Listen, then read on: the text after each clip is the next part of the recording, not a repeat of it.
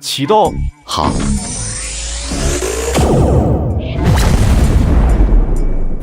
技校生蓝冰在未来图书馆瞬间拥有了超越当前世界的科技，然后又被龙科院特招，成为了一名最年轻且最有争议的一名教授。报告，能量监测完毕，波峰最高功率达到4兆瓦，持续时间73秒，能量输出稳定。突破了，我们突破了，核动力航母有希望了。5兆瓦足以推动整艘航母的运行，不但是航母，天平计划也可以彻底实施了。蓝教授，谢谢你。您客气了，这次若是没有您的支持，我自己是不可能成功的。蓝教授，您的这个研究是否可以马上应用？还不行，你刚刚也看到了，这个小型方舟反应堆，后面我还会继续改建。可是这已经是跨时代的产物了，已经满足使用要求了呀。还有待提高，大概还需要2周时间调试。您说多久？2周？若是顺利的话，可能10天也可以解决。好啊。您说您都需要什么支持？我们一定会全力配合。暂时不需要了。不行，必须要。需要钱吗？需要助手吗？想要什么专业的，不用任何申请，我都会帮你搞定。我先给你提供10个亿，另外我再给您一个特战连，保护您。那个薛指挥，谢谢您的好意，我在龙科院就挺好的，您说的这些暂时用不上。蓝教授，您不用有什么顾虑，我们主要以提升军工实力为主，科学家在我们这里会受到最大的尊重。薛指挥？叫什么薛指挥？无身份，叫我老薛就行。老薛，我还是比较喜欢龙科院那种自在的生活。那好吧，我们龙工研究院随时欢迎你。哦，对了，以后这1号试验基地你可以直接使用，不用申请了。谢谢您。半个小时之后，蓝冰来到了武静静的病房外面。我秘书的情况怎么样？目前来看，病人情况稳定，但是眼睛骤然遭遇强光照射，需要一段时间静养，需要看明天的恢复情况。蓝老师，是你吗？对不起，我之前的设计有瑕疵，没想到会有这么大的能量转化成光能。没事，做试验哪能100%成功？你这次已经相当厉害了。你放心，我不会让你有事儿的。明天没有我帮你了，你自己可得保护好自己。你好美。美美的睡一觉休息吧。啊？哦。对了，老薛，我需要一间实验室。没问题，龙科院有的，这边都有；龙科院没有的在这边也有。谢谢哈。蓝教授，您这边缺什么可以给我讲。另外，这些是我们军工研究院的研究员，希望可以帮蓝教授做些事情。这简直是太好了，那我可就不客气了。蓝教授，您千万不要客气，否则就是看不起我们。好，麻烦先把这些设备按照我设定的参数调试完成。好的，我马上去办。终于做好了，太漂亮了。蓝教授，这个有什么用？这个是我改进之后的反应控制器，能够更好的控制反应速度，从而控制反应程度。可这样会不会降低功率？不会，因为虽然降低了反应程度，但同时提高了有效反应的程度。此消彼长的情况下，不但不会降低效率，比之前的功率还好高一些。那咱们赶快去试试。请大家把这个反应辅助器按照原来的设计放在反应器下方。没问题，大家动起来。主控室中，老薛，我知道现在说话阻止不太合适，可是我还是想说，现在让他们继续试验，是不是有些不太合适？昨天蓝冰的试验，他从一开始就不看好，甚至中间好几次都出面制止，最后还要强行终止。你提醒的对，我也想到了。可是你看看他们现在这样子，谁能劝得住？蓝教授，今天怎么没有连接电能测试仪？今天不测试电能的转换了，换一种。换什么？激光。激光？您刚刚给我们的距离参数是给激光设定的。蓝教授，您应该知道，想要满足您这个反应堆的激光发射器还没有出现。蓝冰的设计已经达到了激光武器的级别了，全世界很多国家都在研究，但是到目前为止，还没有哪个国家能够制作出来。这东西也只存在科幻电影中。你们只管按照预先的设想把靶标放好，至于激光发射器，我自己制作。什么？您说可以将核能直接转换为激光，还能发射出去？对的，我原来设计的激光只能够完成30至80公里的能量传输，不知道增加这个辅助反应器之后会表现如何。您不会再给我开玩笑吧？就算是最先进的激光武器的有效打击距离，也不过才10公里而已。您这……蓝冰一笑，并没有多说，一切准备就绪，就去了主控室。启动。好。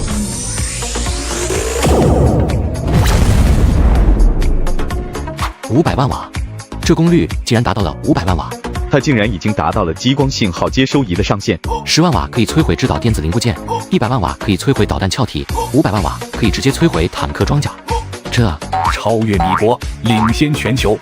蓝教授，您刚刚发出的真的是激光？米国现在最先进的太阳神，也不过是才能够发射15万瓦的功率吧。此时蓝冰再次摁下了按钮，反应激烈程度2。报告，靶标距离50公里，激光功率300万瓦。快！赶快进行第3级的实验。半个小时后，第3级的核能转换激光试验结束。80公里，200万瓦，这距离依然可以穿透飞机等高空飞行器。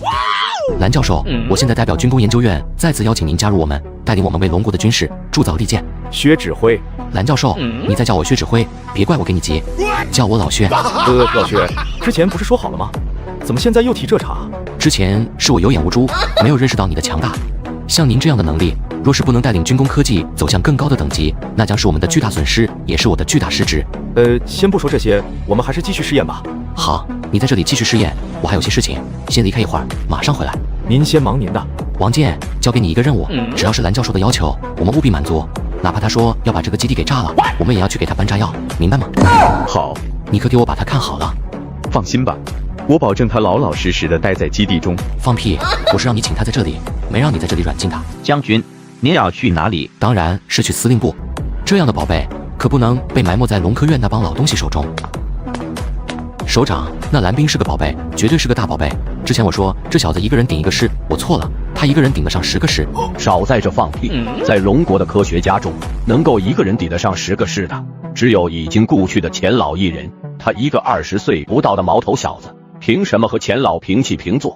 是，钱老是咱们军工研究院的神，但这小子能够在如此年轻的时候做出如此璀璨、如此令人瞩目的成绩，自然是少有的天才。若是现在就强行把人留在军工研究所，这要是惹怒了那帮老头子，以后咱们的日子可也不好过啊。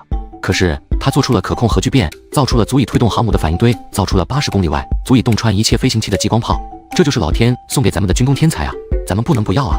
我又何尝不想把这样的人才揽在基地中，但是龙科院的那帮人咱也得罪不起啊，毕竟咱们的武器升级换代，包括后续军工人才精英的输送，还要靠他们呢。可是别可是了，国家需要，他们应该也不会吝啬，所以没有必要非得弄到咱们军工研究院来。就按照你之前的提议，先给他一个少尉的荣誉军衔，再给他基地特许使用权限，另外再拨款10个亿。少尉，这是不是太小了？跟我这买菜呢你，等真正造出来，自然可以再提高。再说他刚刚20不到的年龄，放心吧，该给的咱一样不少。是，首长，刚刚再次搜索到U7高空飞行器，正在对我方实施侦查。又来，这米国佬他们也太嚣张了。薛刚，你还好意思说？你们搞科研的还从来没有拿出像样的解决方案吗？这是米国最先进的U7侦察机，飞行高度将近8万米，连防空导弹炮都打不到，怎么可能这么快就研发出对策？你们只要能够研究出1万米长的大刀，老子非切了它不可。冯斌，你在这里放什么鸟屁？哪有1万米长的大刀？不许再胡搅蛮缠，给老子滚！你刚刚说什么？老薛，我就一秃噜嘴，你别往心里去。你刚刚说什么？行了吧，我错了成吗？你说给你一把长刀，你就可以把他宰了？老薛，我求你了，我错了，我给你道歉。不用道歉，我给你一把长刀，你把他给我干下来就行。干什么去？给你配长刀。这，老首长，你可看着的，这小子装疯卖傻想讹我。少废话，赶快走。20分钟后，众人来到了1号基地中。蓝教授，你刚刚在电话中说这个激光真的现在就可以使用？可以啊，经过昨天的改进，我确认没有问题。好啊。您这是？老冯，你不是想要长刀吗？现在我把这长刀给你找到了，你要是不把天上的那个狗东西给我宰下来，我饶不了你。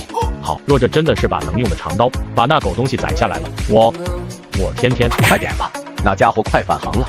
蓝教授，您快说说，这么高级的武器该怎么用？把这装备放在可携带的箱子中，到时候直接按下按钮，反应堆的核能就会通过能量转换器触动激光触发器，从这发射装置中发出激光。到时候只需要根据相控雷达扫描的位置跟踪飞行器，利用激光的高速反应能力对敌打击即可，很方便的。好，你这把长刀真的能切下那个大玩意，我认你做大哥。是。各位，等我好消息。底下好像有一架战斗机。战斗机不过是小玩具而已，连咱们的脚趾都碰不到吧？哈哈哈。那倒是，哈哈。他好像放慢了速度，和咱们同步了。调整摄像机角度，看看他想要干什么。很快，高空摄像机就捕捉到了战斗机的影像。这个战斗机发射架上那个黑色的箱子是什么东西？难道这是龙国新研发的武器？别闹了，咱们的科学家可说了，咱这U7至少领先世界50年。正在这个时候，布鲁克的通讯中传来自五角大楼声音。发生了什么？为什么调整摄像角度？没什么，发现一架龙国的玩具机，有点好玩。别耽误太长时间，你们还要去其他地方。是。那是什么东西？着火了，快灭火！通讯设备失灵了，引擎系统失灵，快手动！啊，我的眼睛！救命！救命！呼叫总部！呼叫总部！我的上帝，我们完了！好，打得好！报告，U7飞行器已经飞出龙国空域，预计将坠落在太平洋中。好，干得漂亮！2个小时后，冯斌这小子到底打中了没？中了，中了，一击命中！利剑，真的是利剑，我们一剑给他开膛破肚了。李奥真的是太牛了！蓝教授，蓝教授，你让咱空军男儿扬眉吐气，我代表龙国空军向你敬礼。冯将军，你们保家卫国，更加值得敬佩。我不过是做了我自己能做的。英雄出少年，真是英雄出少年啊！薛刚，蓝教授如此优秀，你为什么不早点告诉我？我没告诉，我都恨不得趴你耳朵边吼你了。这样优秀的人才就应该招到咱们军工研究院来。蓝教授，我现在正式邀请你来军工研究院，为龙国的国防事业铸造钢铁利剑。老首长，谢谢您的好意，只是我现在在龙科院挺好的，还不想离开。你放心，你在龙科院有的，在这里都有；在龙科院没有的，在这里也同样会有。你之前怎么给蓝教授谈的？准备给蓝教授什么条件？我们准备每年给蓝教授10个亿的科研基金，配备一个专业的研究团队，基地实验室优先使用。另外，再给蓝教授荣誉少尉军衔。放屁！蓝教授这样的军工天才，一人可抵10个师，竟然只给少尉军衔，你怎么说得出口？我每年30亿科研基金，配备专业的研究团队，配备一个特种警卫班，再配一套800平别墅，另外给蓝教授上尉军衔。这我不是在做梦吧？对了，蓝教授还没有谈女朋友吧？正好咱们这边文工团的女娃娃们就喜欢你这样的少年天才，保证你能找到适合自己的。啊哈！技校生蓝兵成功研发小型方舟反应堆，居然还把敌军侦察机给打了下来。老首长想要给他说媒介绍女朋友。老首长竟然如此不讲武德，为了挽留蓝兵，真是什么招数都用啊！哎，蓝教授，只要你过来，无论需要什么研究条件，我们都会尽力满足。谁要是敢给你造成麻烦，我绝对饶不了他。感谢老首长，感谢3位的信任。只是我刚到龙科院，想要在那里再工作一段时间。好吧，不过该给的我们可一点不会少了您的。按照龙国的规定，像您这种级别的人物，我会派警卫连守护您的安全。这是不是太夸张了？警卫连，我感觉有些不自在，还是一个人比较好。那不行，就算是从保密的角度来考虑，您的安保工作也一点不能耽误。这样吧，我给你挑选一个人，另外这个警卫连也专门负责您的安全，只是平时在这里训练，需要的时候可以随时调遣。那行，一切听老首长安排。半小时后，蓝兵告别了老首长等人，来到了医院中。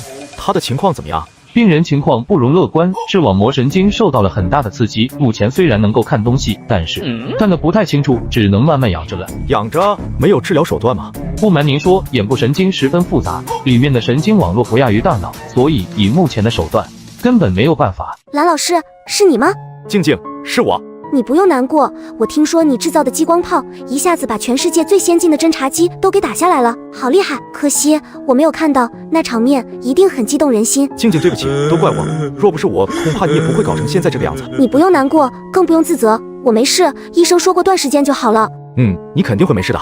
和武静静又说了一会儿，蓝兵再次回到了自己的办公室中。我绝对不会让你就这样回去的。来的时候好好的一个美女，现在却变成了瞎子，别说是老爷子武勋接受不了，就算是自己也没有办法承受。恭喜宿主完成小型方舟反应堆第1代，奖励未来图书馆3小时权限，奖励第2代方舟反应堆技术，获得1000科技点，获得星际穿梭机1/10构造。能不能对武静静的眼睛进行治疗？可以，但是需要消耗科技点，而且十分不划算，请宿主三思是否进行交易。交易，只要能够治好他的眼睛，怎么都可以。想要治疗，必须先做诊断。诊断？如何诊断？再次沟通了一下，蓝兵明白了，随后又来到了武静静的病房中。需要我怎么做？用手搭在患者脸上，系统以手臂为探测器，对患者的病情进行扫描。好。扫描完成，眼部第172点位神经受损，需使用神经修复特效药进行修复。神经修复特效药配方及制备工艺已放入宿主的脑海中，请宿主查收。静静，你放心，我马上就可以让你恢复光明了。他全然没有发现，武静静的脸上已经红成了苹果。在蓝冰离开后，娇俏的嘴角勾出一个漂亮的弧度。神经再生特效药，专门针对神经损伤治疗，竟然直接花费了我1000科技点。随后就开始继续学习这个药方的制备。这个药方虽然制备并没有太难的地方，但是因为其中牵涉到一个基础理论，而这基础理论要到30年之后才能够获得突破。不管这么多了，先学会了再说。2个小时后，蓝冰终于搞懂了所有的过程和制备工艺。老徐，能不能给我一间生物实验室？什么？你要生物实验室干什么？没有就算了。有，你想要什么等级的？我这里最高级也就是 P3，要是想用 P4等级的，需要明天再去其他地方安排协调。不用，就普通的就行。10分钟之后，薛刚的电话打过来，告诉他生物实验室准备好了。我这里有些实验材料，麻烦帮忙准备一下，我急用。张元是被派来协助蓝冰的贴心小助手，他看到蓝冰递过来的单子，很快就把材料给他找好了。早晨6点钟。什么？蓝教授昨天又是整晚没睡觉？这小子是铁打的吗？来这里几天，第1天忙着吃眼，折腾到半夜，第2天同样是折腾到大半夜，这样谁也受不住啊。是啊，不知道他在生物研究室在搞什么？他不是研究核物理的吗？怎么现在还做成生物实验了？真不知道。可是从他的试验手法还有设计的试验过程来看，不像是生物小白。不是生物小白？这家伙的脑子是怎么长的？上午8点半，经过1夜的努力，失败过无数次的蓝冰，终于制造出特效神经再生药水。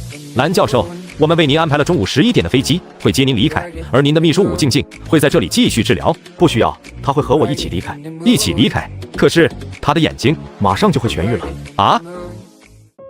蓝冰，你找的这个秘书可是相当优秀，非常勇敢。若是没有他的协助，恐怕我们也不会这么快就制造出来那个激光炮。我们一定得请最好的医生，给他治疗这双漂亮美丽的大眼睛。谢谢首长，我没事，不过是做了我应该做的。你是不知道，蓝教授为了治好你，昨天问我专门要了一间生物实验室，听说是为了研究给你治疗的药物，其心可嘉，只是方法有些不对头。是啊，蓝教授，术业有专攻，虽然你是军工天才，但是对医学而言却是门外汉。更何况医学相比于核物理一点也不简单，还是要交给专业的人来做。没错，你就好好的研究你的军工。武静静小姐的眼睛，我们会请世界一流专家给她治疗的。他们说的没错，医学的事情还是交给医学专家来做，你不用担心我。我已经研制出来了专门治疗神经受损的特效药。众人看着蓝冰掏出来的玻璃瓶，一下子全愣住了。大蓝老师，你是认真的吗？我怎么感觉你这个就是自来水啊？开始啊！麻！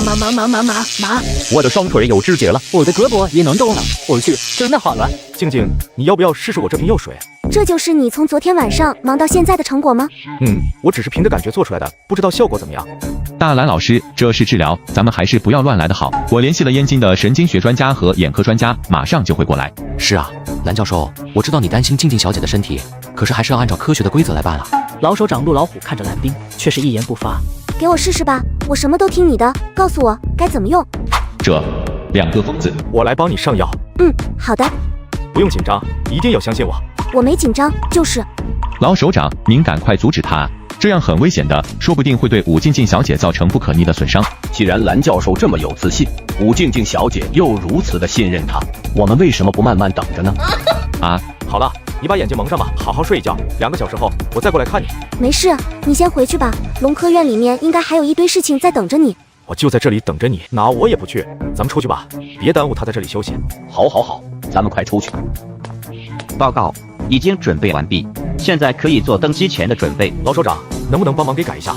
我想等他好了之后，带着他一起离开。当然可以啊，冯斌，去安排将航空管制再延长1天。是。蓝教授，你放心，若是短期内走不了，一直在这里养着我们也十分欢迎。谢谢首长。2个小时后，现在你感觉怎么样？拿一个玻璃瓶装着水，点到眼里面，就能够解决医学专家都解决不了的问题吗？切！武静静慢慢的睁开了眼睛。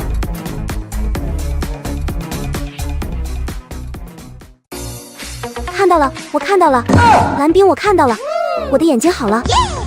我以为自己再也看不到了。好了就好，咱们可以回去了。怎么可能？这样就治好了？这是几？3。现在呢？ 4。现在呢？ 2。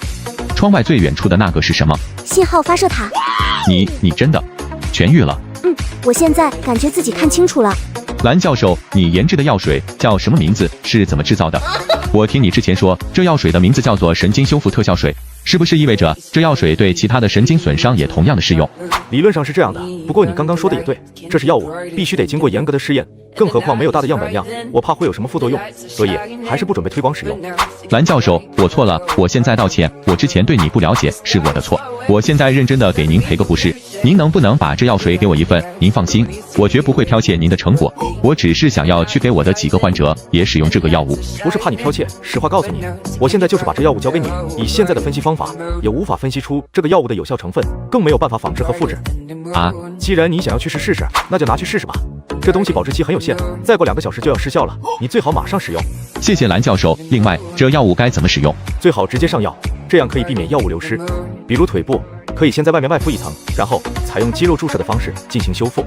好，蓝教授，能不能把您的联系方式给我一个？万一后面有什么不懂得，还想要再请教你。我不喜欢使用电话，你直接给他打电话就好。静小姐，麻烦您的手机号码给我报一下呗，以后可能还要打扰您。没事。老首长、老薛、冯将军，我在这里这么长时间了，也该回去了，请帮我安排飞机吧。蓝教授啊，您真的不考虑在我们军工研究院工作吗？我还是喜欢在龙科院的氛围，谢谢老首长的好意。好，反正我们军工研究院的大门随时为你敞开，无论是过来做实验，还是过来工作，我们都是时刻欢迎。好，半个小时后，蓝冰登机离开。我们这么好的条件，怎么就留不下蓝教授呢？是啊，这样的天才，若是能够来到咱们军工研究院，肯定能够把咱们的技术再次提高到一个更高的水平去。千军易得，一将难求啊！武轩，你这个老狐狸，生了个好孙女儿。走，赶快去看看蓝明使用的那些神经修复药水是不是真的管用。是，没有人比他们更加懂得这药物的价值。现在可以实现断肢再植，甚至可以实现器官转换移植，不亚于给了士兵第2次生命。怎么样？因为药物有限，只够2个人的用量，所以暂时只给2个士兵使用了这个神经特效修复药水，需要等待至少3个小时。几位领导，不如你们先回去，等结果出来了，我去给你们汇报。我就在这里等着。时间1分1秒的过去，3小时后，老首长，时间到了，现在可以过去了。走，赶快走。1号病人是龙祖特工，也是龙王的大弟子洛天辰，被人出卖，中了敌人的埋伏，被人生生扭断了脊柱，神经破碎，腰部以下彻底瘫痪。2号病人是熊抱国，被人炸断了手臂，2条手臂彻底废掉了，他们都是等待退役的人。现在时间到了，洛天辰感受一下腿部是否有知觉。熊抱国，你尝试着使用自己的手臂。啊，为什么还不能站起来？为什么？我要报仇，我还要杀敌。旁边的枪王熊抱国同样一脸的痛苦，双臂依然是没有任何知觉。老首长看到这一幕，脸上满是失望。看来这神经修复特效药并不适用所有人，是不是有哪里没有做对？静小姐，蓝教授在吗？能不能请他接电话？好，您稍等一下。怎么回事？蓝教授，我已经按照您说的使用方法使用过了药水，2个人都还是没有任何反应。他们已经残疾多久了？一个3年，一个2年。或许是神经处于休眠状态，你试试用电流刺激一下，若是没有效果，你再给我打电话。好，快，使用电流仪进行神经刺激。接着，2人的双腿和胳膊被安装了电流仪。开始。啊，麻！我的双腿有知觉了，我的胳膊也能动了。我去，真的好了。薛刚，到，马上给我安排专机，我要立刻前往燕京。蓝教授，必须是咱们军工科学院的。是。你们这帮鼠目寸光的动，老五，你说什么？总之我不同意，我也不会签字。龙科院，大蓝老师，您终于回来了。大蓝老师，我们这几天等你等得好苦啊！我们还以为你被他们给扣留了呢。薛刚那个家伙就是一个土匪强盗。老薛挺好的，还想让我们多待几天呢。屁，你被人给卖了，还帮着人数钱呢。走吧，里面说去。怎么样？这次试验成功没？你的小型核反应堆结果如何？还好。不但非常成功，而且直接帮忙打下一架米国的U7侦察机。什么？都运用于实践了，快说说。米国的U7侦察机可以直接在高空8万米的地方进行侦察，现有的武器和装备都拿它没办法。就在我们试验成功后，一下就把它打了下来。你是说他们利用蓝冰弄的这个激光炮摧毁了米国的U7侦察机？是啊，怪不得这几天米国那边一直在报道，他们丢失了一架气象飞机，现在正在太平洋海域搜索。那他们可有的找了，嘿嘿。真行，真给咱们龙科院长脸。咱们的人每次使用1号试验基地，都像是欠他们似的。现在知道咱们的厉害了吧？以薛兔子那种验过拔毛的脾性，居然没把你留下。怪不得吴老被人称作老处理，果然他倒是提了一句，不过被我给拒绝了。仅仅是提了一句吗？这个老首长给了我一个名誉少校的军衔，另外每年给我一点科研经费，还准备给我安排一个警卫连。是陆老虎亲自许诺的。我勒个乖乖！陆老虎最佩服的就是曾经的2弹1星元勋钱老，现在他们给你这些优厚的条件，这是把你放在最高的位置了。这你都拒绝了？我感觉龙科院挺好的，我不想在那个戒备森严的地方。虽然老首长许诺我不用遵守那些，但是我不想做那个另类。爷爷，钱老，你们问好了没？赶紧让蓝冰回去休息吧，他已经好几天没有睡觉了，知道他在那里有多辛苦吗？好，蓝冰，你这几天辛苦了，赶紧回去休息吧。好的。好。之前就看你这老东西不安好心，现在看来果然是预谋已久。老钱，你说什么？你这老东西，少在这给我装糊涂，先收起你的大嘴巴吧，想笑回家偷着乐趣，别在这里碍眼。真是的，老子就怎么没有这么一个聪明伶俐、美丽大方的好孙女儿呢？袁大头，说啥事儿？吴老，燕京科技局打来电话，请您和钱老过去。什么时候？现在。好，我知道了。3小时后，吴宣钱老等人出现在了科技局。大老远叫我们过来，什么事情？咋不在电话里说？是这样，军工研究院那边人手有些紧缺，想要再招一些人过去，所以要跟你们商量一下名单。我说是什么事儿呢？看上了什么人，直接招走不就行了吗？何必这么大费周章？不知道想要哪些人呢？这些是名单，只要你们同意，这边就可以办理征调手续。名单上的这个蓝冰是谁？就是前段时间造出可控核聚变的那个技校生。听军工的人说，他这次在1号基地的表现很惊艳，所以就想要把他给调走。什么调几个人？这些人就是醉翁之意不在酒。老白、彭局，说说吧，军工的人给了你们多少好处？哪有什么好处？听说他这次制造出了高能激光炮，直接立了大功。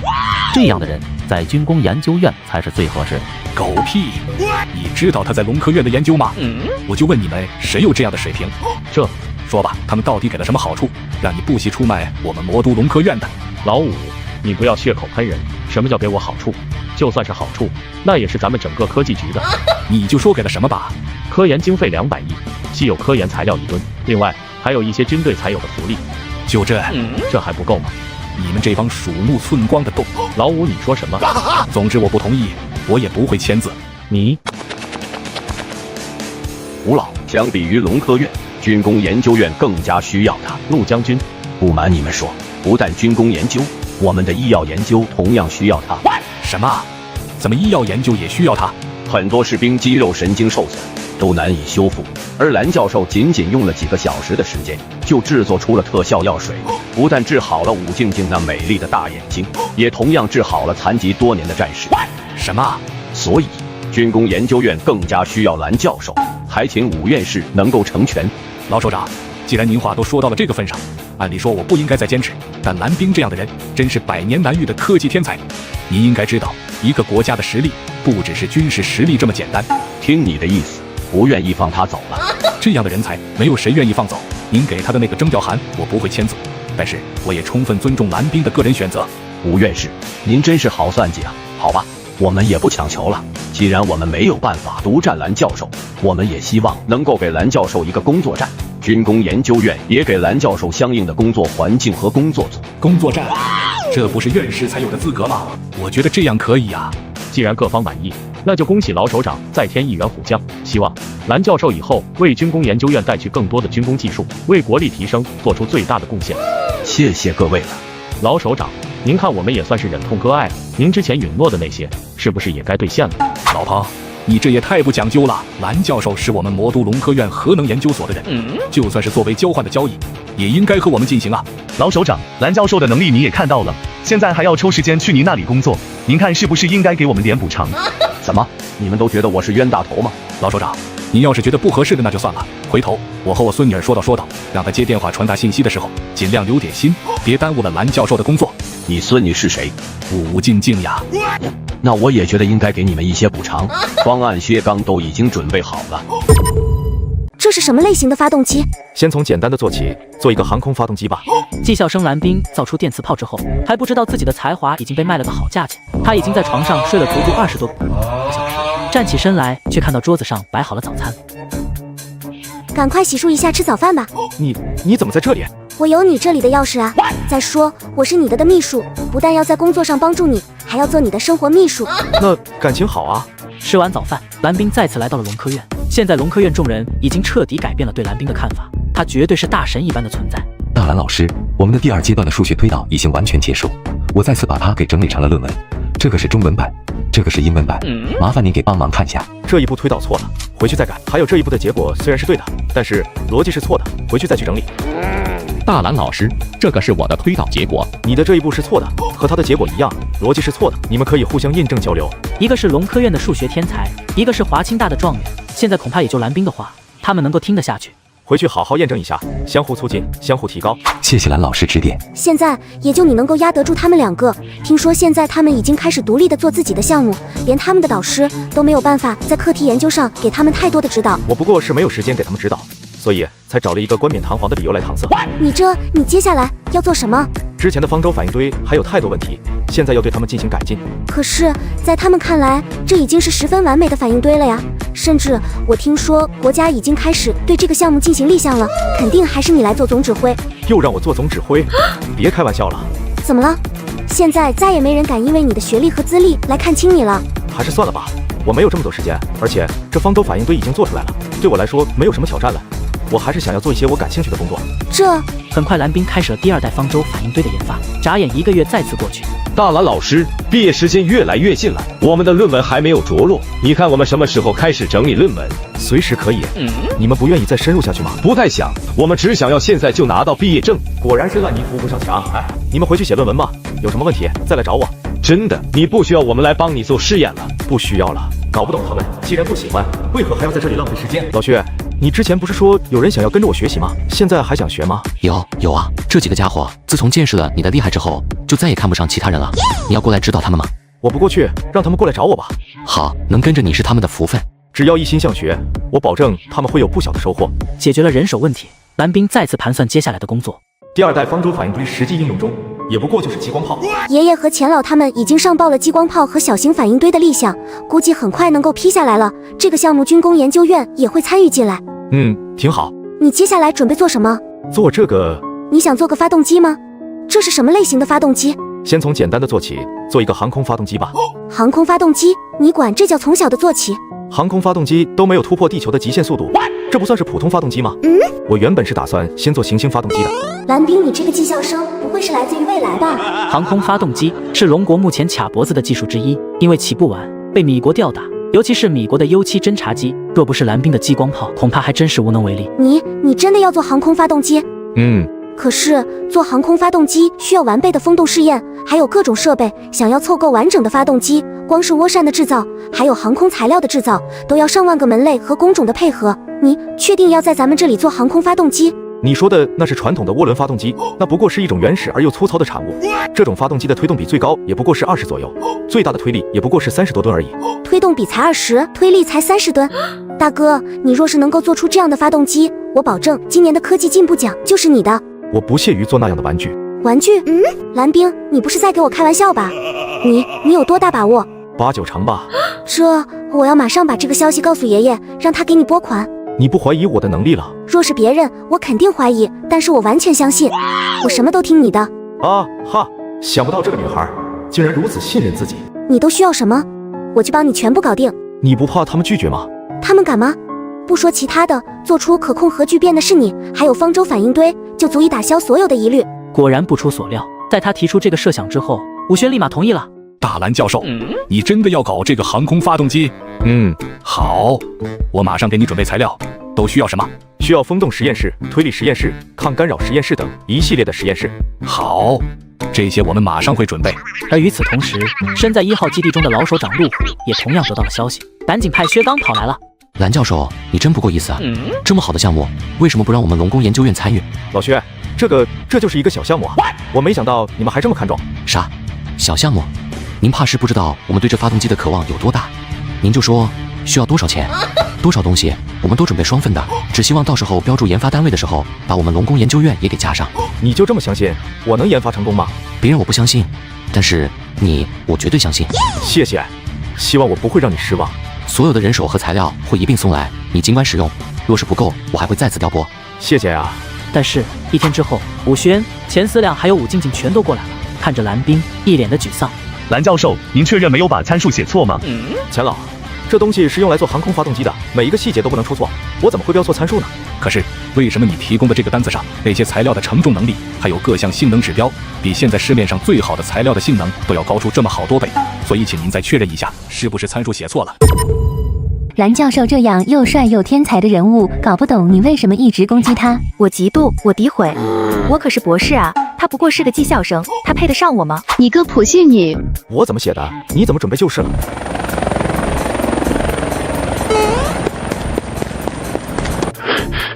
蓝教授，这些材料就算是米国和毛熊那里也没有啊？怎么会如此落后？具体缺少哪些材料呢？缺少354号特种钢材，缺少电磁转换器，缺少一共800种材料，缺少400-500种，没谁的隐士。行吧，能准备这300多种也不少了。我们寻找了全世界供应商，他们说按照现在的科技水平，绝对不可能造出如此性能的材料。所以我想问您，是不是写错了？没事，可能是我要求太高了。大蓝老师啊，那您看现在这种情况，还要继续航空发动机的研究吗？当然继续，但我只能自己手工制作。您没给我开玩笑吧？这可不是一己之力就可以突破的呀。放心吧，不过这次可能就需要很多人的配合了。你需要多少人？照目前的进度，恐怕还在需要30个工程师，另外需要特种钢材组、高分子材料组、光学组、化学组、实验室和车间各一个，科研经费30亿。30亿？您说的是龙币还是米坚？自然是龙币啊。需要30亿龙币，顺利的话30亿，若是不顺利，可能要加预算，最多不超过40亿。看到几人的表情，蓝冰有些不好意思。是不是有点多了？不多，一点都不多。哦耶！咱们正在研发的涡扇发动机也斥资700亿，米国更是花费1500亿。对呀，你的这个经费和他们比起来，9牛1毛。没错，不过是30亿而已，在我的权力范围内。这钱我们军工研究院出了。你这话什么意思？想要独占吗？别忘了，大蓝老师可是我们龙科院的哦。什么叫你们全出了？当我们龙科院是穷光蛋吗？吴老，你不要仗势欺人。蓝教授也是我们军工研究院的人，这项目我们肯定要参与。这帮老家伙真是爱。这次既然全部是军工研究院的人，那就麻烦老薛把剩下的也全包了吧，这样协调起来也更加容易。收到，保证完成任务。嘿嘿，老五，你看要尊重蓝教授的选择。吴老，人是他们军工研究院的，科研费用就请吴老解决吧，到时候成果共享。哦耶！好，没问题。武静静也是一阵无语，就没见过爷爷这么丢人过。你再这样就不是我爷爷，丢人！哼！别生气，你可是我的宝贝孙女儿。确定了合作方案之后，整个项目很快便动了起来。不愧是军工研究院，薛刚在第一时间就叫来了个50个科学家和工程师团队，比蓝冰要求的还多。若是不够，我们还可以再调集人手，必将全力支持。咱这是搞科研，又不是去打仗，就当是人多力量大吧。与此同时，10个亿的费用直接划拨到了蓝冰的账户中。武轩把蓝冰所在的实验楼给全部腾空了，这栋楼就是蓝冰的专属楼。凭什么？为什么要让我们搬出去？就因为那个技校生吗？就凭他一己之力做出了可控核聚变，一己之力做出了小型方舟反应堆，一己之力做出了高能激光炮，一己之力做出了神经修复特效药。你若是有这个本事，院里也给你申请独立的实验楼。就是我们都知道你之前跟他相过亲，你这样相亲不成就多加诋毁，实在不应该。就是蓝教授这样又帅又天才的人物，搞不懂你为什么一直攻击他。我嫉妒，我诋毁，哼！我可是博士啊，他不过是个技校生，他配得上我吗？你个普信女！蓝教授是龙科院和军工研究院都争抢的人才，他配不上你这个土博士，简直滑天下之大稽。好了，别生气了，毕竟大家说的没错。你们又是半个月过去，整个研究团队已经扩展到108人，被人戏称为100单八将，各个部门之间的配合也越来越默契。大蓝老师，这个是我们的论文，您给帮忙看看，是不是可以发表？蓝冰拿过论文，扫了一眼，眼神中忍不住失望。除了宋技师真的好好写了，潘军和周飞2人简直就是在乱搞。你们中文都写成这样，英文的你们能够好到哪去？大蓝老师，我们要求不高，只要能够毕业就行。我们投的杂志我打听过了，只要给稿费差不多就行了。我的也差不多，对论文要求不高。你们简直是暴殄天物，你们知道这些数据的价值吗？论文写得好有什么用？难道真的还能上 Nature 和 Science 吗？宋季你怎么想的？我看你写的比他俩都要认真。我想尽量做到最好。那你就回去好好写，别被带坏了。你们3个都回去吧，你们会顺利毕业，我会给你们安排好。真的，谢谢大蓝老师。快走吧。蓝教授，您看下，这个是我们最近再次推演的结果。韦以基和子健2人分别验证过，没发现什么问题，还还请您帮我们再看下。不错，这次确实没有什么问题。下次像这种问题，你们已经反复推演，100%确定的，就自信一点，不要老是唯唯诺诺的，像做贼了一般。是，对了，大蓝老师，那这个成果，您看是不是可以发表出去？想发就发呗，既然是你们2个人合作的，到时候署名的时候就署名你们2个。谢谢大蓝老师。这次通讯作者和文章作者，你们2个并列写上去就可以了。不，这怎么可以？我们这等于是在剽窃。就是啊，主作者肯定是大蓝老师你啊。行了，别墨迹了。说实话，我也看不上这些，赶快回去发文章，发完过来干活。我这边正好缺2个数学劳动力，干得好，没准可以给你们一个全球顶尖数学家的称号。好的，太感谢大蓝老师了。3天后，周辉和潘俊如愿以偿地拿到了自己的论文，也达到了毕业的条件。宋季，你不会真的以为好好弄就能搞出好文章吧？还不如像我们这样，早点毕业去挣钱的好。宋季对2人的话根本不理睬。1个星期后，宋季终于把自己的论文写完，再次递给了蓝冰。这次写的不错，逻辑很清晰，数据也很恰当，虽然文采不咋地，不过瑕不掩瑜，只要编辑不是瞎子，就断然不会拒绝你的文章。那我这文章投哪个期刊比较好？看你自己喽。Nature、Science， 随便选一个都行。大蓝老师，这是不是有些太自不量力了？咱这是看得起他们，若不是没有更好的期刊，他们没有资格获得这篇文章的发表权。那我要不要找人帮忙精修一下？毕竟我的英语不太好，听说这杂志对英文有很高的要求。何必搞那些花里胡哨的东西？让静静帮你随便看一下就行。好，那我准备投稿了。人类的未来是星辰大海，而你们在场的每个人都是这条伟大征途的先行者。我们真的可以吗？可以，你可以，你们都可以。我会带着你们前行，为人类探索一条通往未来、通往星空深处的大道。1个星期之后，整个龙科院的大门口悬挂着一条横幅：恭喜高琛再发 ，Math 勇攀数学高峰。大蓝老师，谢谢您对我们的成全。我们过稿了。知道了，在这上面发表文章没什么好炫耀。你们若是还想要，我可以再给你们一些，每天1篇也不是难事。这要是让其他的研究员听见这样的话，岂不要打死他？把全球顶尖数学期刊当成什么了？他不要面子的吗？这不好吧？反正你们文章已经发表完了，直接加入项目组吧。正好现在缺少数学方面的人才啊！谢谢老板。3人来到了实验室中。你们还有没有需要文章来稳固自己地位的吗？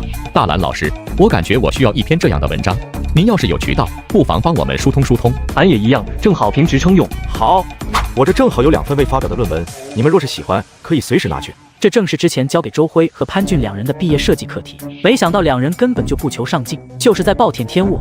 大蓝教授，这2篇文章都是关于什么的？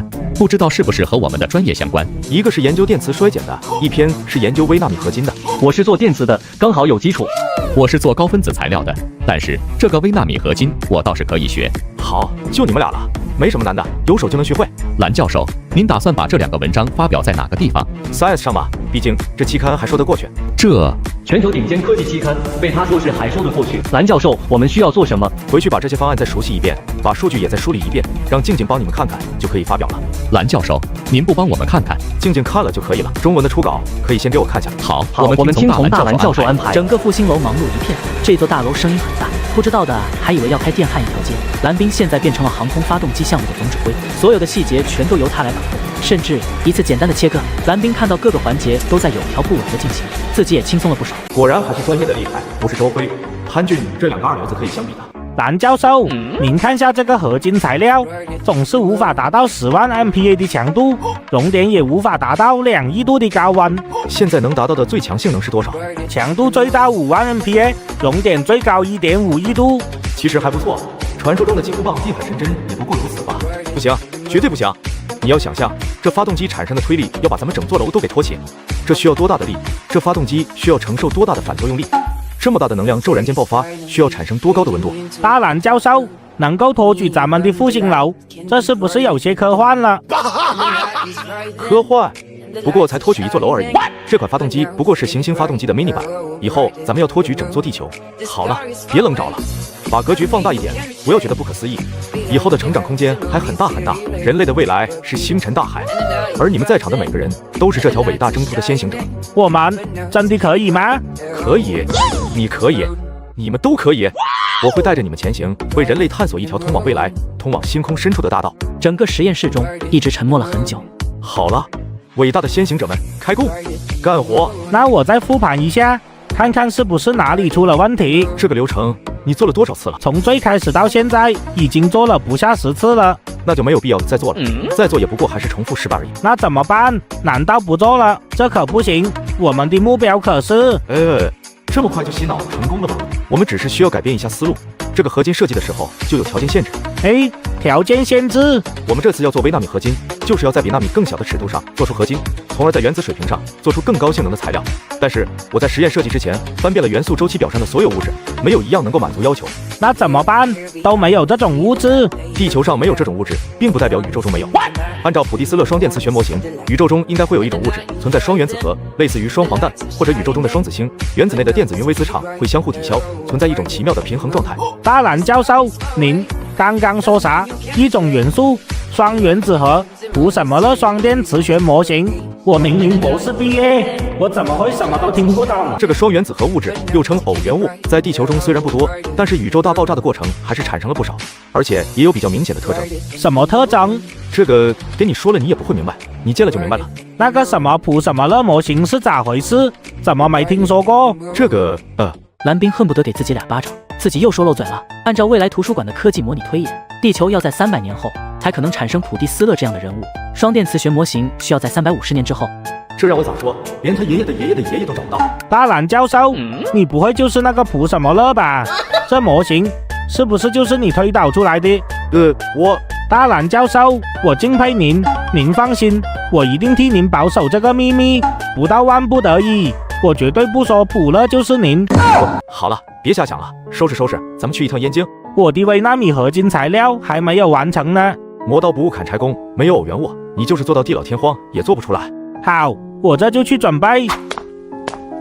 宋季的文章今天已经发表了，这2篇是张杰和庞丽娟的，我都看过了，没有问题。这个是中文稿，你再看一下。不错，这水平果然不是潘俊和周辉这2个雄货能比的。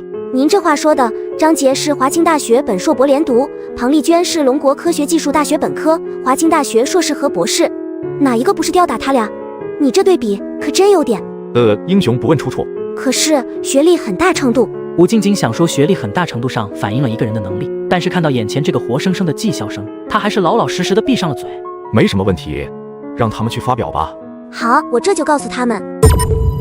可控核聚变居然被我一个技校生给造了出来，也就是钢铁人的那个托克马克装置，不出意外的惊动了业内所有顶级大佬，这让抛弃我的前女友和他的经纪人都追悔莫及。4菜1汤被端了过来。小篮子的，先吃，你若不吃，晕倒了，我可直接判你输。我真没事。听我的，赶快吃。蓝冰这小子怎么样？考察下来如何？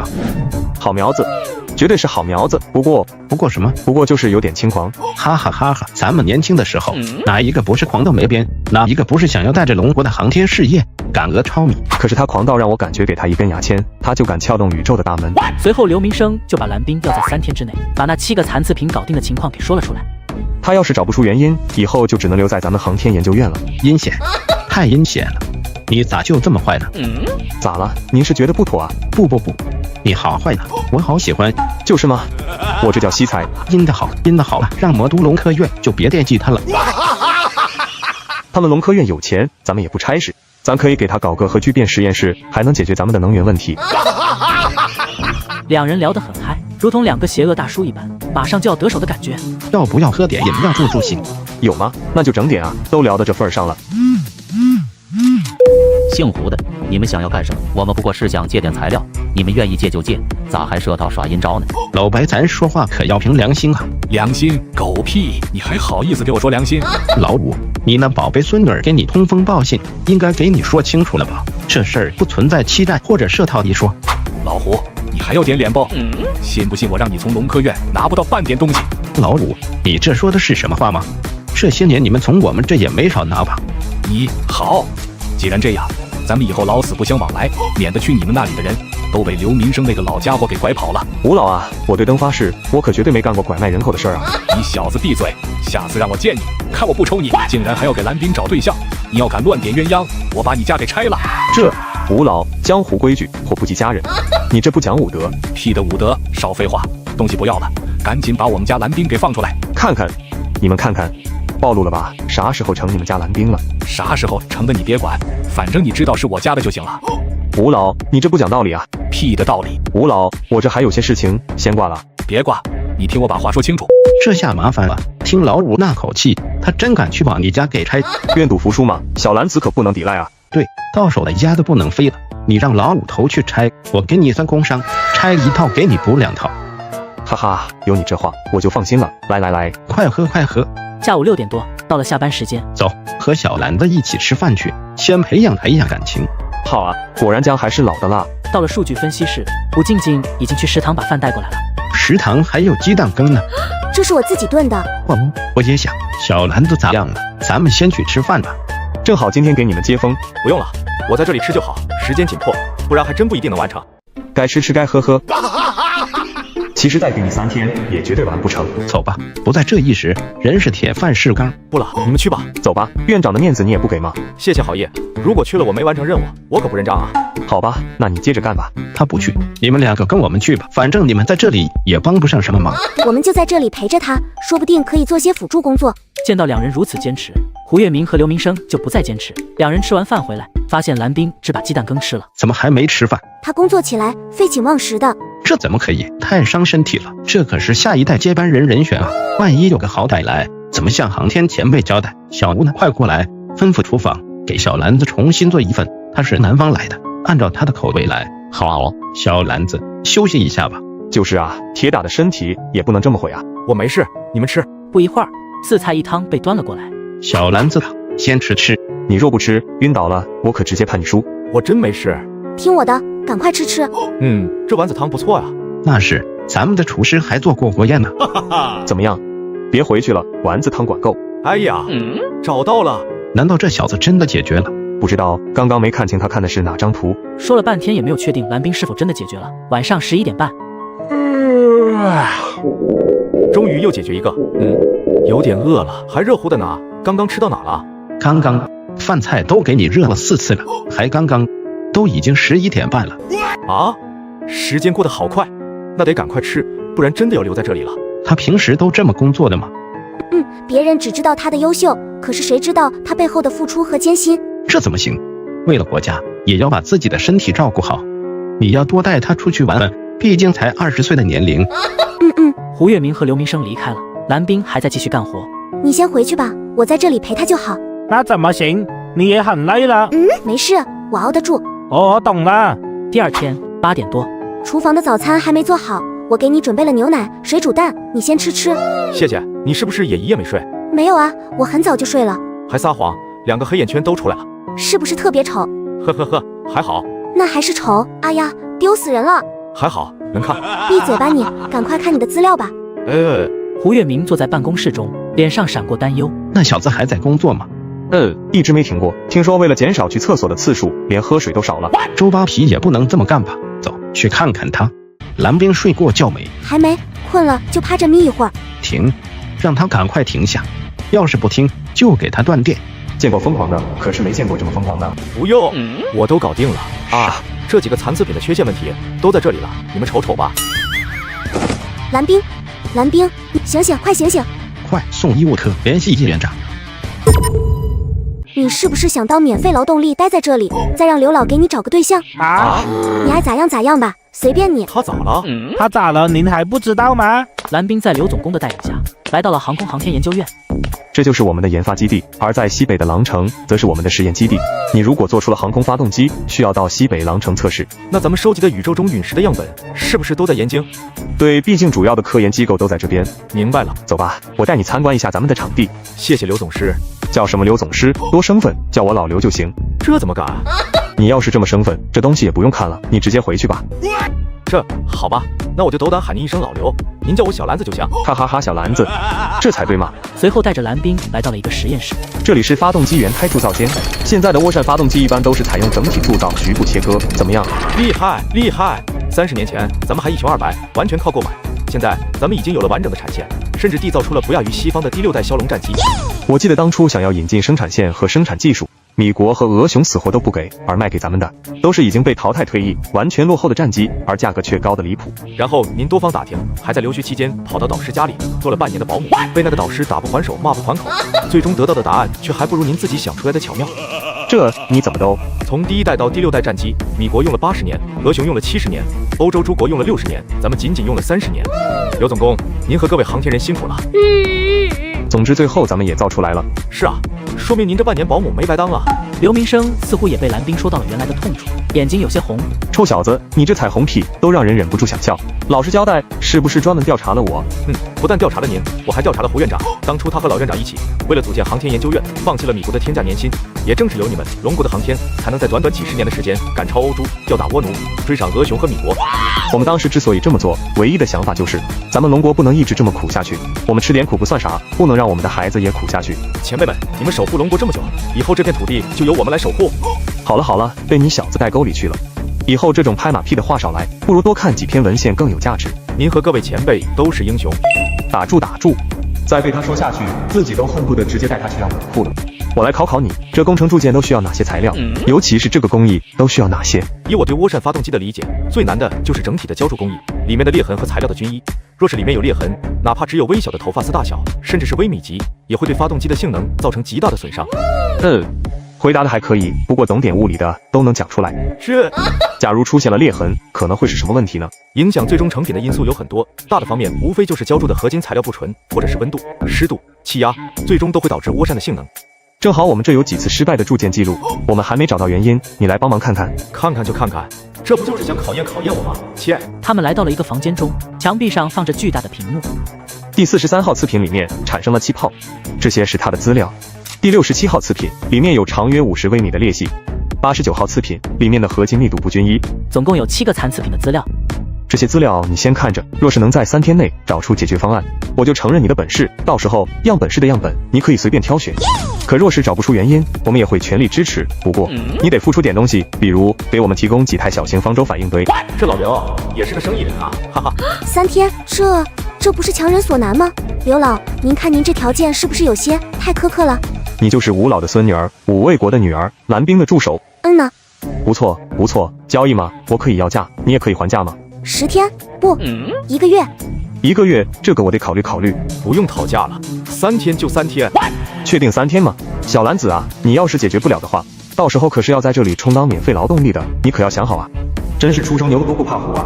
别说是蓝冰，就算是我自己，面对这些缺陷，在团队的合作之下，最短的也用了1个星期的时间，他竟然要说只要3天，一言既出，驷马难追。听到蓝冰的话，旁边的林明和武静静急了。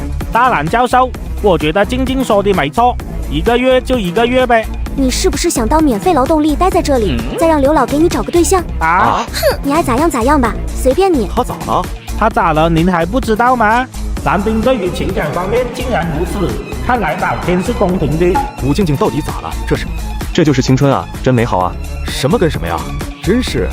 小兰子，那咱们就一言为定，这3天内你可以查阅这边的任何资料。好，3天后您再过来验收。OK， 我先走了。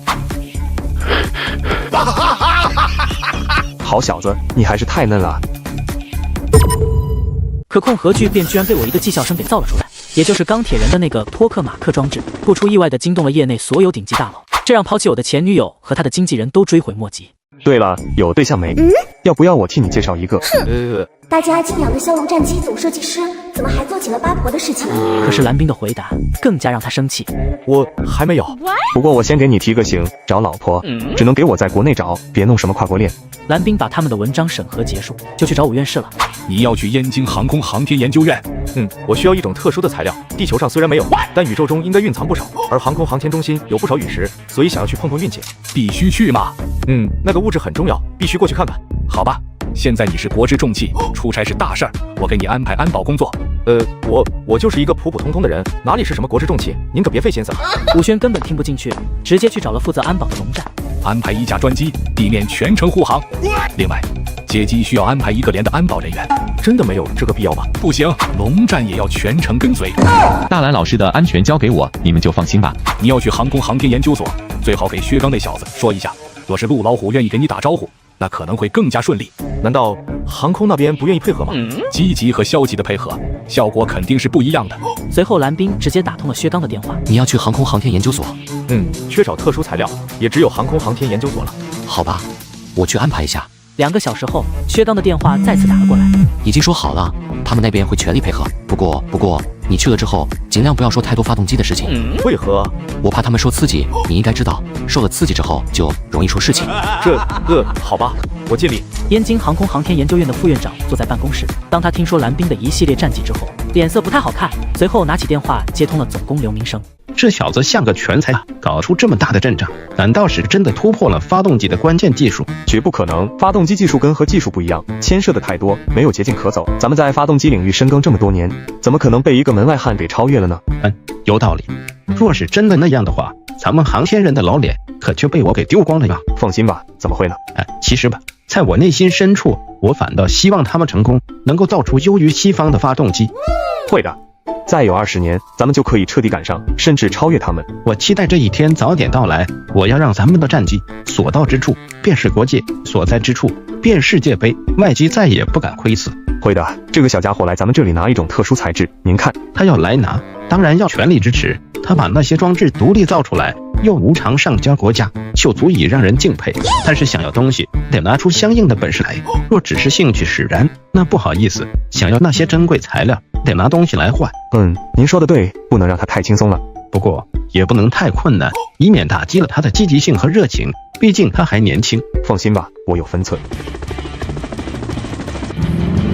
大蓝教授，久仰大名，我是负责接您的刘明生。刘明生？哪个刘明生？难道是您就是第6代枭龙战机的总设计师刘总师？您好，您好，我何德何能，敢劳您大驾亲自来迎接？您这是给我折寿啊？也不全是为接你，正好刚刚开完会，顺路走到这边而已。最近就听说你的丰功伟绩，特别好奇，到底是什么样的天才能够在这么短的时间内做出如此优秀的成绩？刘董事，您过奖了，和您比起来，我这算不得什么的。国家防线是每个前辈、每个同事、每个战士、每个国民共同构筑的，我可不敢贪功。走吧，咱们路上说。请。好，听刘总师安排。听说你们要搞发动机？正在做。你们准备做涡扇发动机，还是民用涡轮发动机？这2样都不做，我准备做核动力离子发动机。离子发动机，你们准备将它们用在太空中？我们准备应用在航天飞机上。用在航天飞机上？若是他的学生给他这样说，恐怕这个时候已经忍不住动手了。这不是瞎胡闹吗？那你给我说说你们的总体设计。我们的设计和目前的离子发动机没有太多的区别，但是因为有小型方舟反应堆作为动力源，所以能够提供更加强大的动力，电离的离子数更多，速度更是现在的离子发射的几万倍。就算你有核能作为能源，但是你有没有想过，你如此高速的离子数，如此大的加速磁场，需要多高性能的材料？单单是耐高温、耐高压这一项，就足以将这项目彻底毙掉了。刘董事，您不愧是总师，慧眼如炬，一下子找到了问题所在。要不您别在航天研究所干了，去我们摩多伦科院吧，咱们一起造新型发动机。你小子小年纪做事够绝啊，人家都18强角，你倒好，直接连地皮都要端走啊！信不信我让你进得去，出不来？我不信。您老惜才，一心为国，不舍得对我下手。嘿，我发现你小子脸皮够厚啊！我这不是向前辈们学习吗？我听说您老当年为了向毛熊的老师学习，也是没少干这事儿。哈哈哈，你小子可以，我喜欢。对了，有对象没？要不要我替你介绍一个？大家敬仰的枭龙战机总设计师，怎么还做起了八婆的事情？可是蓝冰的回答更加让他生气。我还没有。哈哈哈，好，那我碰到合适的给你找一个。不过我先给你提个醒，找老婆只能给我在国内找，别弄什么跨国恋，肥水不流外人田。我要是发现你找老外，我可绕不了你。您老讲得太远了吧？这还八字没一撇呢。对你研究发动机，我们是支持的，我们也相信你假以时日必有所成。但是丑话说在前头啊，我们的东西也不是大风刮来的，让你随便拿走了。对不起航天人前辈，所以你还要闯关，闯关通过，东西白送；不通过，那你就只能卖身赎物，以身相许了，明白吗？搞得好像直播回答问题送礼物一样。哎，没谁了，真是。好的。可控核聚变居然被我一个技校生给造了出来，也就是钢铁人的那个托克马克装置，不出意外的惊动了业内所有顶级大佬，这让抛弃我的前女友和他的经纪人都追悔莫及。这时蓝冰突然醒了，接着就神经质般的大喊大叫：来班，你要过来！我要静静。你们看，他脑子已经做好心理准备吧。都怪我没有看好你，我一定会请最好的医生。快来人，赶快把蓝冰送去医院。疯子，这家伙就是个疯子。蓝冰被送到了附近的航空航天专属医院。叶院长，蓝冰怎么样？孩子没事，就是下次让他少玩点游戏。这玩游戏怎么？难道不是玩游戏搞的？哇，他是。行了，病人没什么问题，就是有些劳累过度，血压有点高，血糖有点低，身体其他都正常。确认没什么事吗？没事，让他多休息就好了。随后给蓝冰输了营养液，不一会儿蓝冰就醒了。我怎么又倒下了？你老是这样透支自己，我都怀疑你下次还能不能再站起来。我精力多旺盛，刚刚不过倒下睡觉而已。哎呀，你眼睛怎么红了？我眼睛有点痒，揉了揉就红了。哦，那你可以去看看，正好在医院里面，可以顺便拿点药。你管好你自己吧。众人看到蓝冰在生活中这么傻冒，心里平衡多了。老刘，胡老，那几个发动机缺陷的问题，我找到解决办法了。我先给您说第一个。你给我打住吧。现在你好好静养，其他的出院了再说。就是没见过这么逞能的，你不休息，我就取消你拿材料的资格。老刘，你这是耍无赖啊！你能把我咋地？赶紧躺下休息。你好吧？躺下后，意识再次连接了系统。检测宿主身体素质较差，现有生命刺激因子第一代，售价100科技点，可将宿主身体素质提高3倍，持续时间6个月。请问宿主是否购买？3倍生命刺激因子，那就是可以熬3天夜也没事了。宿主理解正确，就持续6个月啊。第2代生命刺激因子可以维持3年，售价5000科技点。好吧，我穷，购买第1代。嘿，就是这感觉，倍儿爽，腰不疼了，背不痛了，腿脚也麻利了。鉴于宿主工作繁忙，现有神经元刺激因子可将宿主的计算能力、分析能力提高5倍，售价500科技点。好吧，买了。啊！刚建立的神经元需要适应，所以神经中枢、面部神经都会受到短暂的影响。众人听到蓝冰的惨叫，再次跑过来，看到蓝冰满头大汗，痛苦不堪。他怎么样？你不说只是疲劳过度吗？刚刚是怎么回事？刚刚查过了，他的心肺功能、血象器官都没有问题，但是什么？你快说。但是检测到脑电波异常活跃。为什么会这样？具体为什么我也不太清楚，不过一般什么呀？一般脑子有问题的人才会出现这个情况，得等他醒来做进一步测试。这时蓝冰突然醒了，接着就神经质般的大喊大叫：来班，你要过来！我要静静。你们看，他脑子已经做好心理准备吧。都怪我没有看好你，我一定会请最好的医生。哎呀呀，脑壳疼啊！啊？你想闷死我啊？啊？你没事了？你要是再这么一直闷着我，就有事儿了。你刚才，哎呀！蓝冰，你认识我不？胡老，难道你脑子有问题了？哈哈哈，认识就好，认识就好。这是几？你是不是把我当傻子了？我问你这是几？我。行，还实数，一点不傻。但为了保险起见，我劝你还是继续住院观察。不用了，我还有一堆事情呢。不急在这一时，你还是好好的休息吧。胡老，我若是找不到那个偶原物，我干啥都提不起兴致。我可告诉你，找到物质后，无论是否留在航空研究院，都必须得燕京玩几天再回去，明白吗？放心吧，胡老，我心中有数。下午6点多办理了出院，本来几人打算去吃饭，结果被蓝冰硬生生的给拉到了数据分析室。这7个残次件出现问题的原因已经找到了。你确定吗？确定。那就开始你的表演吧。先说67号，这条裂痕的出现是因为这个沙子的受热不均，铸件沙的整体温度并未完全均一，没有做过热处理。但是这个发动机铸件当初浇铸的工艺里面对浇铸材料的转速进行了调整，剪切力不够，所以到最后出现了这条裂痕，是这样吗？老刘，没错，确实是这个问题，我们是在查询了3次之后才找到的。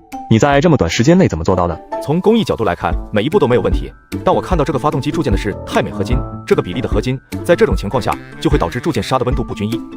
这也太神了吧！大蓝教授，您一个人抵上我们几个部门1个月的。你回答的不错，确实是这个原因。继续下一个。老刘，其实除了让沙子温度均一，还可以再改一下合金的铸造工艺。改进合金工艺？没错，主要是镁钛钢，钢的碳含量可以相应再减少，镁的含量再增加15%，钛的含量增加8%，另外再往里面增加1%的镍。你说的这些我之前都做过，一旦碳含量减少，钛和镁的含量增加，铸件的硬度就会大幅度下降，满足不了撞击实验的基本要求。那是因为原来的工艺加料顺序有些不妥，而且加料后的温度和热处理也不够完美，我对整个工艺做了调整，都在这里。这工艺之前从来没试过。是啊，看起来挺陌生的，在文献上没看到过。要不要先去实验室试试，做出一个小样出来，拿着过去试试？老刘，咱们接着下面的来说吧。好，咱们接着说。为了节省时间，下面的我就直接讲解决办法了。蓝冰一口气把7个发动机的问题全都说了一遍，等于是在3天内对7个发动机设计工艺进行了整体升级。还有什么问题吗？你们有什么问题吗？好，都没什么问题，看看是否可以按照新的工艺，在材料方面能否提升。那咱们快去验证一下吧。静静，你让他回去休息，必须强制休息。我觉得刘总师说的没错，你现在需要休息。你怎么胳膊肘往外拐？咱们俩是一家。谁跟你是一家？走，回去睡觉去。你在这干什么？你睡了之后我再走。不用这样吧，我得保证你的睡眠。好吧。还说不困，5分钟不到都已经睡得跟死猪一样。可控核聚变居然被我一个讥笑声给造了出来，也就是钢铁人的那个托克马克装置，不出意外的惊动了业内所有顶级大佬，这让抛弃我的前女友和他的经纪人都追悔莫及。小篮子，我一直想问问你，你自己做的可控核聚变用了多长时间？那时间倒是不少，前前后后记起来用了几10个小时呢。咋了？没啥，我只是想看看你说的简单到底是个什么尺度。第2天早晨，吴静静直接推开蓝冰的房门。怎么不多睡一会儿啊你？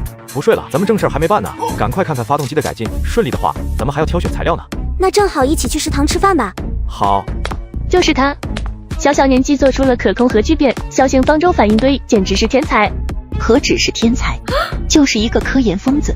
2天半的时间，一口气找出了7个工艺制造的问题。听说刘总是他们正在测试呢。太帅了，这就是我理想中的男人。那你去追啊，你看他旁边的女孩儿会不会把菜盘子砸你身上？哎，我有这么可怕吗？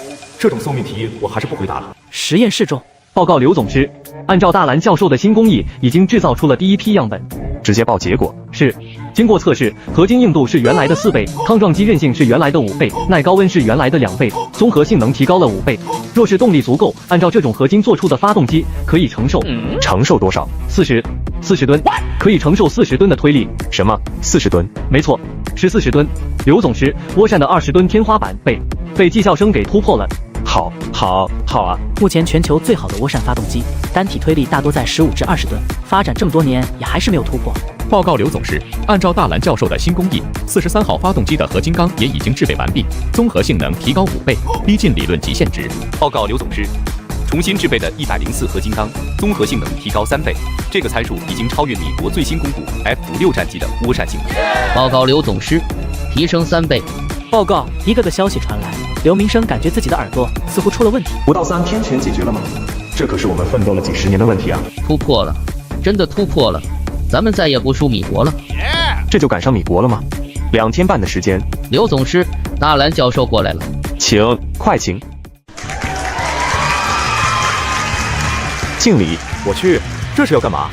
小篮子，不，大蓝教授啊，谢谢你帮我们突破了难关。龙国航空航天，因为你向前突破了一大步，你是龙国航天的功臣。我不过随手做了一下，真的没想这么多。随便。老刘，现在是不是也该带着我去样本室了？我真的需要赶快找到样本，不然我的发动机就造不出来了。你的发动机正好，我们这里有完备的制造系统和生产线，还有专业对口的人才，不如你直接留在我们这。我保证龙科院能给你的，我们都能给；龙科院不能给的，我们也能够给。老刘，真的谢谢你的邀请，不过我在龙科院复兴楼那里已经准备好了一切，那边的人也都在等着我回去呢。那好吧，咱们先去样本室挑材料。刘明生带着蓝冰前往样本室，样本室建造在地下。这是1号样本室，里面的样本都有辐射。2号样本室主要是从太阳系以内捕捉采集的。3号样本室主要是从太阳系的9大行星里面的采集的样本。4号样本室上面的样本有很多未知元素，应该是来自银河系以外的地方。果然还得是航空研究院藏了这么多好东西啊！你想要从哪个样本室开始看起？偶元物有双质子，内部有微电子云，不可能发出射线，所以1号样本室可以排除。唯一可能存在的就是天外星系中的物质，就是彗星中所带来的物质，所以4号样本室最有可能。好，那就打开4号样本室。哇塞，还挺壮观的呀！为了最大限度的保存这些物质，所以对这些样本都进行了这样的保存。太有必要，太有先见之明了。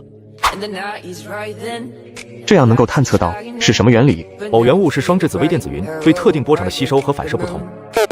找到了，这个偶元物能够改变周围物质对波的吸收，所以探测器接收不到它的反射波。什么？接收不到它的反射波？那岂不是说可以避开雷达，达到完美隐身？是的，这是它不起眼的小特性之一。你管这叫不起眼的小特性？这可是有望开发出真隐身战机的材料。隐身战机？没这么夸张，在现有的雷达波中再加入一种高频脉冲波，就可以轻易探测到。这高频脉冲波好做吗？好做啊，我1晚上就做出来了。小篮子，我一直想问问你，你自己做的可控核聚变用了多长时间？那时间倒是不少，前前后后记起来用了几10个小时呢。咋了？没啥，我只是想看看你说的简单到底是个什么尺度。好吧。你别听大蓝教授瞎说，他就不是一个正常人。他说简单就真的简单吗？真简单的话，你现在给我做一个看看啊。小篮子啊，一会儿你顺便也告诉我们怎么做，我们也想要瞅瞅这玩意造出来是不是能探测隐形战机。刘老，你让蓝冰改进雷达，那是不是这些材料可以多给提供一点？当然了，只要你们看上了就随便拿。那我先谢谢了。本来我还担心你这样的人出去被骗呢，现在看来有静静在，想要骗你可不容易。我还不至于傻成那样吧？刘老，您说啥呢？那个34号材料我也拿了呀。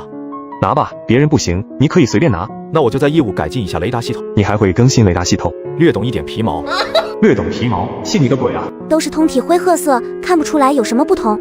这54号陨石是当年一颗巨大的陨石进入大气层中掉落的，米国用炸弹把这陨石炸碎，咱们捡到一小块，米国收集到了主体部分，大概是这陨石大小的20倍。怪不得呢。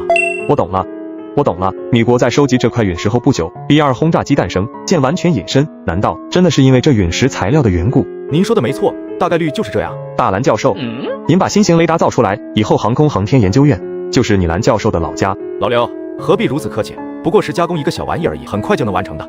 小玩意很快就能完成，这小家伙就是一个科技狂人。